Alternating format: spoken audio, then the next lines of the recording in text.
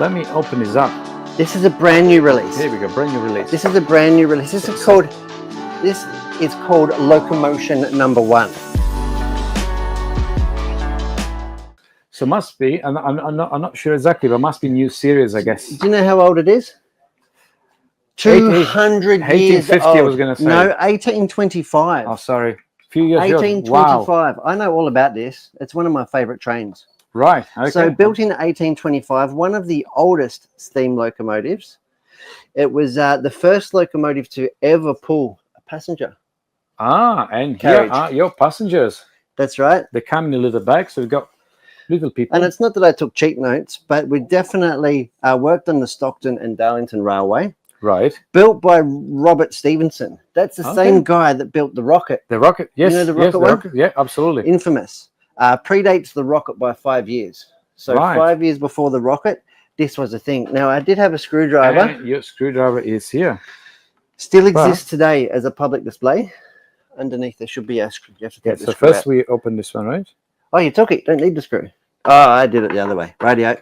Still exists today. In 1828, its boiler exploded and was rebuilt. Apparently, it killed like 3 people, but we gloss over that. It was good apart from that. Worked until 1850 before it was converted to a stationary engine. Right.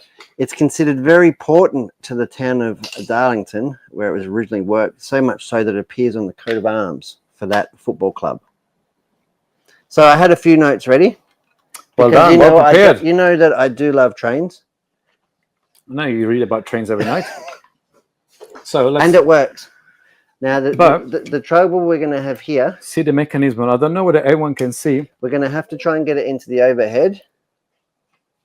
Let's do that. If let's I can move. If I can not... If you can catch it. I will be able to catch it. Let's see. So we're first going to align it with the overhead, and then we're going to switch it. Okay. Coming. Here we go. Oh, okay. Okay, let's switch it to the overhead. So, all right. So let's zoom out a little bit, perhaps. There we go. Let's see. So there's a very complex mechanism running on top, up and down. Yeah. I don't know if you probably can't see it from either of the 2 cameras, but we like it. I can see we it love from it. here. I can steer this for a day. No, have a look at that. But this is incredible how they made it work. They made it work in such a small model. It's extremely fine. And so far, it hasn't fallen apart. No, because you haven't touched it yet. That's right. That's why you notice that you did all the touching. Yeah, so I'll take responsibility. But what we should do later on is actually do a reel on Instagram of it motoring past. Yes, because this is it's impressive. I didn't think that part would be actually functioning to this point. How good is it? And the beauty of Hornby in the last few years, I've been doing these older models that are extremely fine. You know, much like when we go model kits, the World War I planes, they have all the rigging and things like that. These guys also have that. All that moves.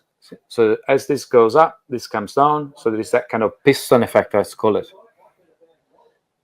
I reckon we get some reels on this, and we'll show the world. Absolutely. Show the world. So I'm not touching it. Shall I put it away for now? Have to. So I'm going to park this here for a second. We're going to probably play with this later. Meanwhile, Thunder Turbine's at home having kittens, probably. He's getting very upset. Oh, no. Yep. Oh, no. Really?